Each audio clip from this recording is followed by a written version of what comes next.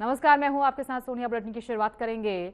देहरादून में मुख्यमंत्री पुष्कर सिंह धामी से बुधवार को मुख्यमंत्री आवास में प्रदेश के पूर्व मुख्यमंत्री विजय बहुगुणा ने शिष्टाचार भेंट की। इस दौरान दोनों नेताओं के बीच प्रदेश के विभिन्न समसामयिक विषयों और राज्य हित से जुड़े मुद्दों पर चर्चा हुई। बैठक में उत्तराखंड के समग्र विकास, जन कल्याणकारी सुशासन और जन सरोकारों से जुड़े विषयों पर विचार विमर्श किया गया। मुख्यमंत्री धामी और पूर्व मुख्यमंत्री बहुगुणा ने राज्य के विकास और जनता के हितों से जुड़े मुद्दों पर अपने विचार साझा किए। कार्यक्रम के दौरान विभिन्न महत्वपूर्ण विषयों पर सकारात्मक चर्चा होने की जानकारी दी गई।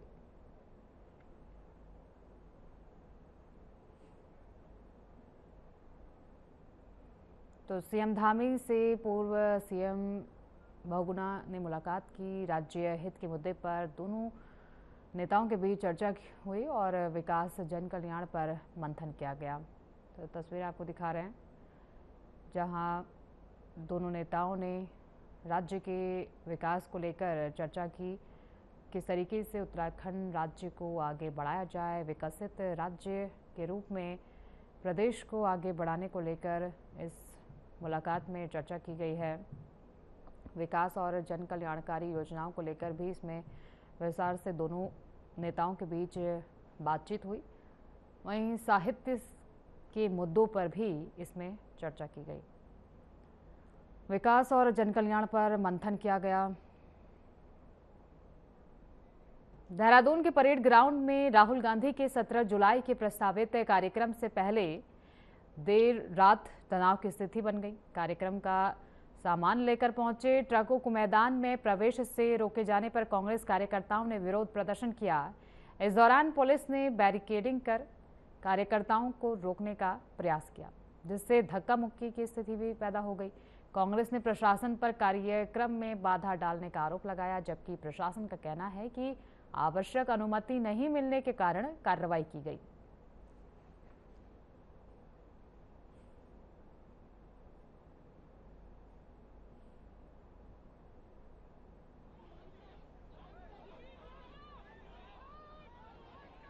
तो राहुल गांधी के कार्यक्रम को लेकर अब पार्टियों के बीच तनाव की स्थिति बनी हुई है। एक तरफ कांग्रेस पार्टी बीजेपी नेताओं पर आरोप लगा रही है कि बीजेपी की तरफ से दबाव बनाया जा रहा है ताकि कार्यक्रम को टाला जा सके। वहीं देर रात जब ट्रक सामान लेकर पहुंचे, कार्यक्रम की तैयारियों को लेकर नेता भी अब धरातल पर जुटे हुए हैं। जैसे ही ट्रक यहां पर पहुंचा तो पुलिस बैरिकेडिंग लगाकर ट्रकों को रोका गया, जिसके बाद कांग्रेस के कार्यकर्ता यहां पर पहुंचे और तनाव की स्थिति बन गई। और तस्वीरें आप देख पा रहे हैं, देर रात की तस्वीरें हैं जहां पर पुलिस और कांग्रेस कार्यकर्ताओं के बीच झड़प जैसी स्थिति देखने को मिली। आपस में भिड़ते हुए नजर आए पुलिस के कार्यकर्ता और कांग्रेस पार्टी के कार्यकर्ता। वहीं कांग्रेस का कहना है कि बीजेपी सरकार की तरफ से दबाव बनाया जा रहा है उनके ऊपर ताकि कार्यक्रम को टाला जाए, और इसको लेकर अनुमति पहले से ही ले ली गई है।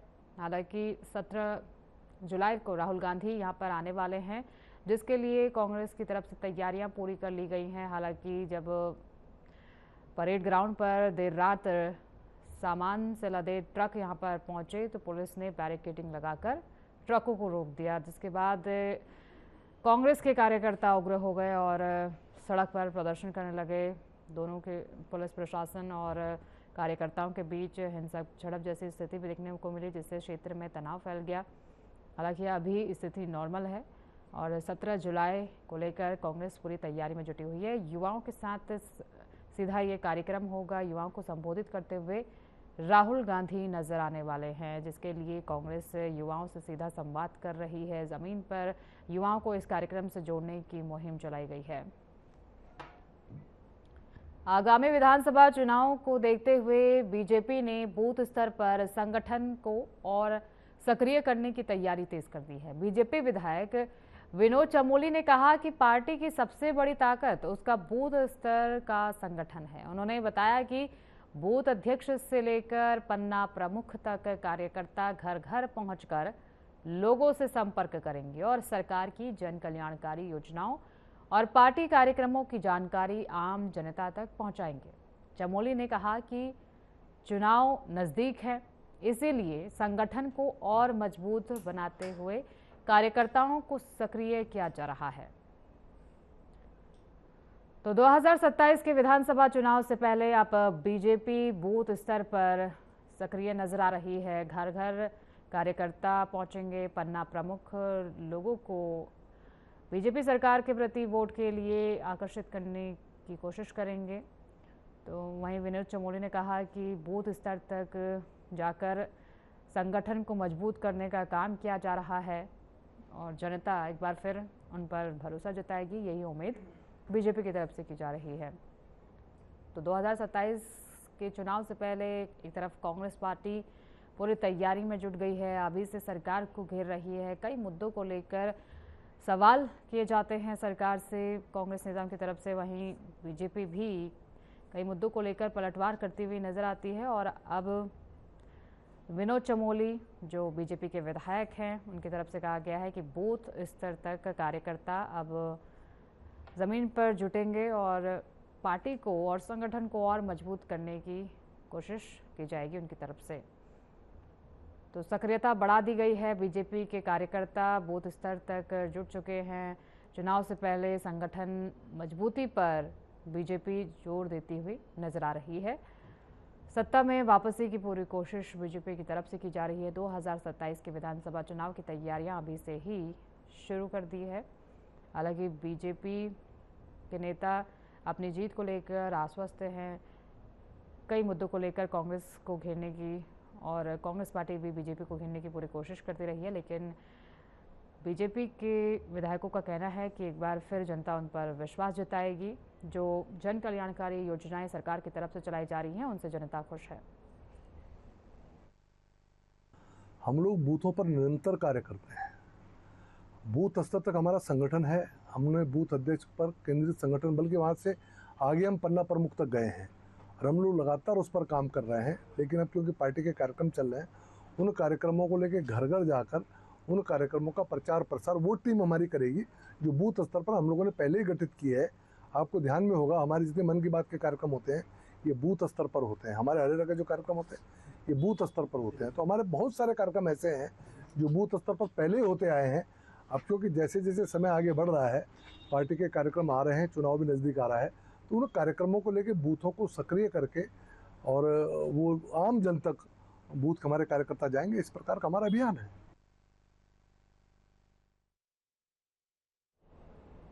बद्रीनाथ धाम में चढ़ावा चोरी के मामले को लेकर कैबिनेट मंत्री सौरभ बहुगुणा का बयान सामने आया है।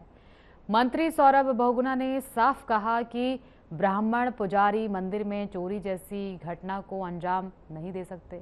उन्होंने कहा कि इन पर सदियों से श्रद्धालुओं का विश्वास रहा है। मंत्री ने यह भी स्पष्ट किया कि पुजारियों के लिए बिना जेब वाले कुर्ते पहनने जैसे कई अनिवार्यता लागू करने की बात अभी सरकार ने नहीं उठाई है।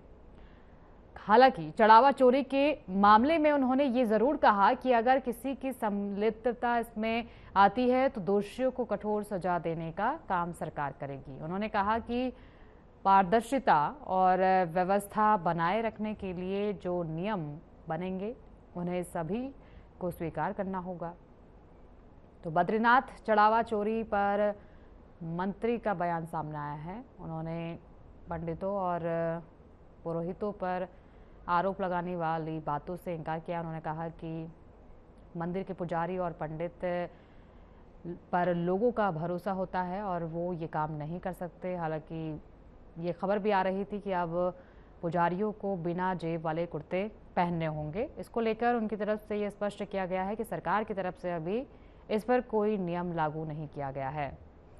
उन्होंने कहा कि पंडितों और पुजारियों पर जो विश्वास लोगों का है उससे ये लगता है कि उन पर शक नहीं करना चाहिए और उन्होंने कहा कि जो भी आरोपी होगा उस पर कड़ी कार्रवाई की जाएगी। इसको लेकर पूरी जांच चल रही है, लेकिन पंडित और पुजारियों पर सवाल उठाना ये गंभीर मुद्दा है और बिना तथ्यों के इन पर सवाल नहीं उठाए जा सकते। तो एक तरीके से बचाव करते हुए नजर आए सौरभ बहुगुणा। नहीं, देखिए, सबसे पहले तो मैं मुख्यमंत्री जी का धन्यवाद करूंगा कि बहुत ही स्विफ्ट एक्शन इस पूरे प्रकरण में हुआ है। उत्तराखंड, जैसे मैंने अभी आपको बताया, एक देवभूमि है। यहाँ पे लोगों की आस्था हमारे चारों धाम से है, हमारे हेमकुंड साहिब से है, और लाखों लाखों श्रद्धालु यहाँ पर आते हैं बाबा केदार, बाबा बद्री विशाल, यमुनोत्री माँ, गंगोत्री माँ का आशीर्वाद लेने, हेमकुंड साहिब जी का आशीर्वाद लेने। ये प्रकरण जो है ये बहुत ही दुर्भाग्यपूर्ण है कि उत्तराखंड में पहली बार एक चंदा चोरी का प्रकरण सामने आया है, लेकिन स्टेट सरकार ने उस व्यक्ति को तुरंत गिरफ्तार करके उसके ऊपर एक्शन लेने का काम किया है।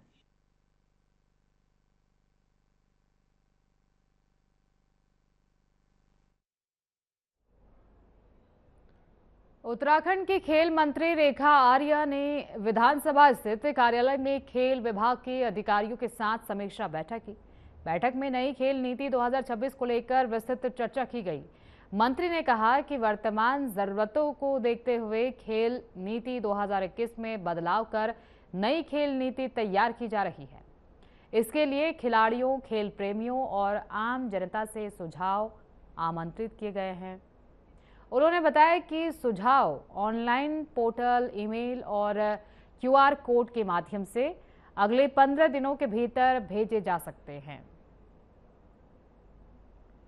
तो बेहतर सुझाव देने वाले इसमें सम्मानित होंगे।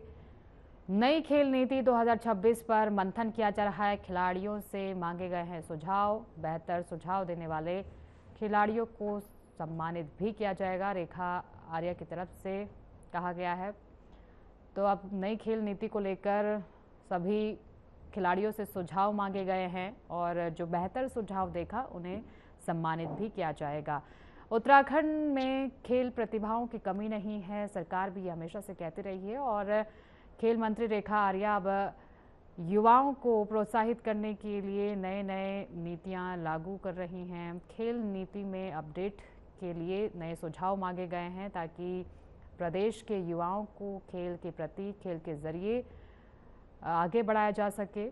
और नई खेल नीति को लेकर भी अब मंथन किया जा रहा है, जिसमें तमाम मंत्री भी आज उपस्थित रहे। एक बैठक का आयोजन किया गया था जिसमें खुद सुझाव लेती हुई नजर आई खेल मंत्री, और इसमें कहा गया है कि जो भी खिलाड़ी बेहतर सुझाव देगा उसे सम्मानित भी किया जाएगा। तो खासकर खिलाड़ियों से सुझाव मांगे गए हैं कि सरकार जो नीति अभी लागू है उसमें क्या नए अपडेट कर सकती है, क्या बेहतर कर सकती है, जिससे युवाओं को प्रोत्साहन मिले, युवा मोटिवेट हो और युवा खेलों के प्रति आकर्षित हो। उनमें किस तरीके के बदलाव करने की ज़रूरत है, इसको लेकर मंथन किया जा रहा है और खिलाड़ियों से इसको लेकर सुझाव मांगे गए हैं।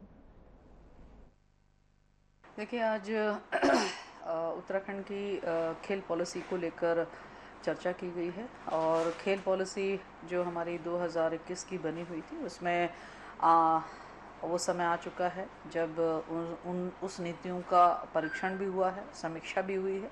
उसके बाद में आज के समय के हिसाब से खेल नीति क्या बननी चाहिए उसको लेकर जो है आज बैठक आहूत की गई और खेल नीति 2026 जो विभाग अपनी ओर से तैयारी कर रहा है उसी तैयारी के परिप्रेक्ष्य में आज ये निर्णय भी हुआ है कि हम जनमानस से भी खेल पॉलिसी के संदर्भ में सुझाव लेंगे, जिसमें हमारे सभी एथलीट, हमारे खेल प्रेमी या हमारे खेल को प्रोत्साहित करने वाले सभी हमारे साथी अपने सुझावों को इस ऑनलाइन पोर्टल पे जो है वो भेज सकते हैं। ऋषिकेश स्थित राजश्री चिल्ड्रन एकेडमी में चेतना आधारित शिक्षा के तत्वाधान में आयोजित 5 दिवसीय प्रातःकालीन ध्यान शिविर का तीसरा दिन सकारात्मक ऊर्जा और उत्साह के साथ संपन्न हुआ। शिविर में विद्यालय के छात्र छात्राओं और शिक्षक शिक्षिकाओं ने बढ़ चढ़कर भाग लेते हुए मानसिक एकाग्रता और आंतरिक संतुलन के महत्वपूर्ण गुर सीखे।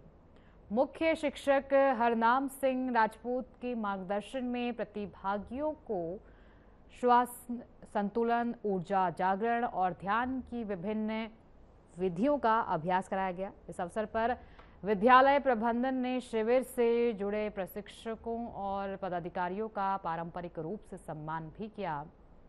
तो ऋषिकेश में ध्यान शिविर का आज तीसरा दिन था और छात्रों ने एकाग्रता के इसमें गुर सीखे। सकारात्मक ऊर्जा का संदेश इसमें दिया गया। मुख्य प्रशिक्षक हरनाम सिंह ने सभी बच्चों को नए नए गुर सिखाए। इसमें छात्रों ने यहाँ पर बढ़ चढ़ कर हिस्सा लिया और सभी यहाँ पर छात्र बड़ी संख्या में मौजूद थे। ध्यान शिविर में इसका आयोजन आज तीसरा दिन है और तीसरे दिन का जो आयोजन था उसमें तमाम गुर सिखाए गए। छात्रों ने बड़े ही ध्यान से सभी गुरु को सीखा और ध्यान शिविर का आज तीसरा दिन संपन्न हो गया है। तो एकाग्रता के गुर सीखते हुए छात्र आज नजर आए। सकारात्मक ऊर्जा का इसमें संदेश दिया गया। बड़ी संख्या में छात्र यहाँ पर पहुँचे हुए थे। एक विशेष कार्यक्रम का यहाँ पर आयोजन किया जा रहा है जिसका आज तीसरा दिन था और इस तीसरे दिन में तमाम बड़ी संख्या में छात्र यहाँ पर उपस्थित हुए।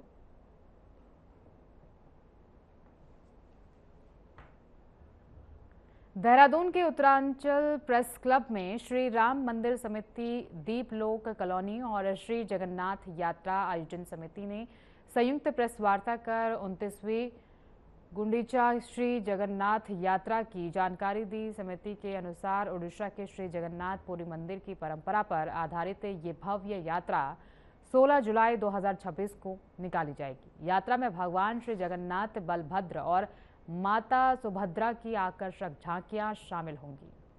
आयोजन समिति ने बताया कि ये परंपरा पिछले 29 वर्षों से लगातार निभाई जा रही है। यात्रा के दौरान भजन कीर्तन और प्रसाद वितरण का भी आयोजन होगा। तो 16 जुलाई को ये जो श्री जगन्नाथ की रथ यात्रा बहुत पुराना है, सप्तादी से पहले का है। ये वेद पुराण, उपनिषद, स्कंद पुराण, ब्रह्म पुराण, पद्म पुराण, शास्त्र, रामायण, महाभारत सब में ये लिखित है। ये जो रथ यात्रा होगा या ना श्री गुंडीचा रथ यात्रा, शोभा यात्रा नहीं है। ये 29वां रथ यात्रा श्री राम मंदिर दीपलोक कॉलोनी से हो रहा है। ये सनातन धर्म को वर्धित करने के लिए, सदा इसके प्रचार प्रसार के लिए, कलयुग का श्रेष्ठ भगवान जगत के नाथ जगन्नाथ संस्कृति के प्रचार प्रसार के लिए, ये दयालु भगवान सबके हृदय में आने के लिए ये रथ यात्रा का किया जाता है, संचालित होता है। उत्तराखंड के लोक पर्व हरेला के अवसर पर खटीमा तहसील परिसर में बार एसोसिएशन, तहसील प्रशासन और इसके पब्लिक स्कूल के विद्यार्थियों ने संयुक्त रूप से पर्यावरण एवं जल संरक्षण जागरूकता अभियान चलाया। इस दौरान स्कूली बच्चों ने नुक्कड़ नाटक के माध्यम से पर्यावरण संरक्षण, जल बचाने और स्वच्छता का संदेश दिया। बच्चों ने अपने अभियान से बताया कि बढ़ता प्रदूषण और गंदगी मानव जीवन और प्रकृति के लिए गंभीर खतरा बन रहे हैं। कार्यक्रम में उपस्थित लोगों ने अधिक से अधिक पौधे लगाने और उनकी देखभाल करने का संकल्प लिया। इस अवसर पर तहसील परिसर में वृक्षारोपण भी किया गया।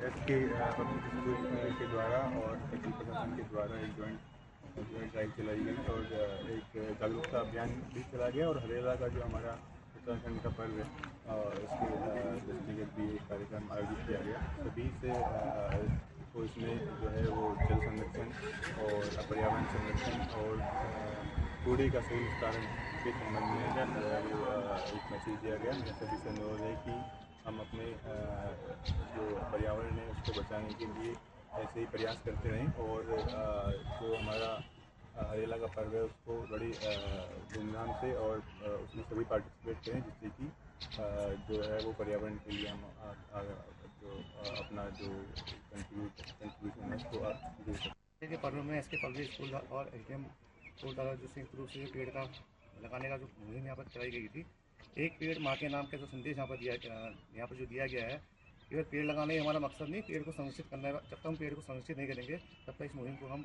आगे तक नहीं आ पाएंगे। मेरा सभी से निवेदन है, एक पेड़ जरूर लगाइए और उसके साथ साथ उस पेड़ को संरक्षित करने का भी काम कीजिए। सर द्वारा और बार एसोसिएशन और एसके पब्लिक स्कूल द्वारा एक हम लोगों ने जॉइंट वेंचर किया था, जिसमें हम एक मैसेज देना चाहते थे सोसाइटी को कि इन बच्चों के थ्रू हम लोग जो आने वाली पीढ़ी है उनके लिए पर्यावरण को सेव कर सकें और आने वाली जो पीढ़ी है हमारी तरफ देख रही है कि अगर हम नेचर को बचाएंगे तो शायद इन लोगों के लिए आने वाले वक्त में हम ऐसी चीज़ें दे सकते हैं जो शायद ना हम कोई कदम उठाएं तो ना इन्हें मिल नहीं पाएंगी।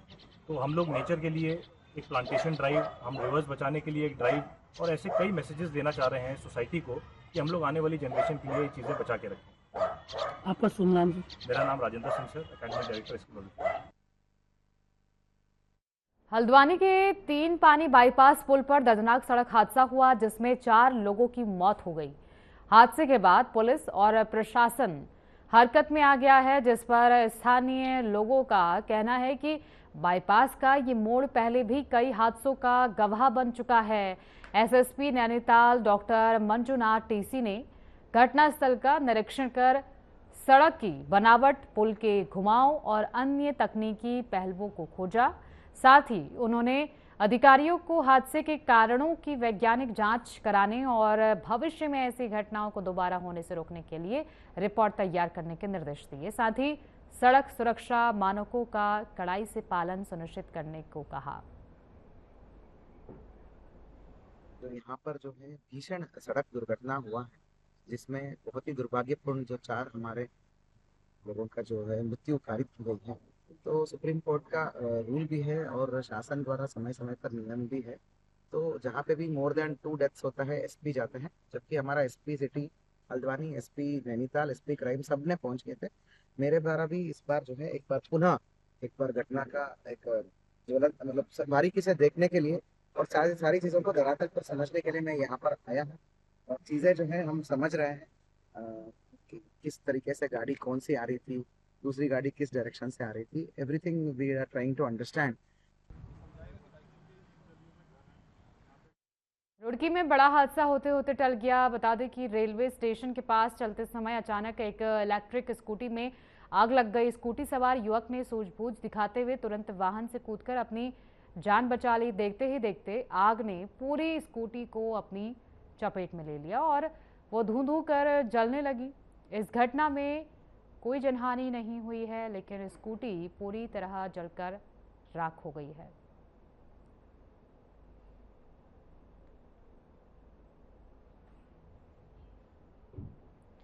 बुलेटिन में फिलहाल के लिए इतना ही। आगे की तमाम खबरों के लिए बने रहिए हमारे साथ।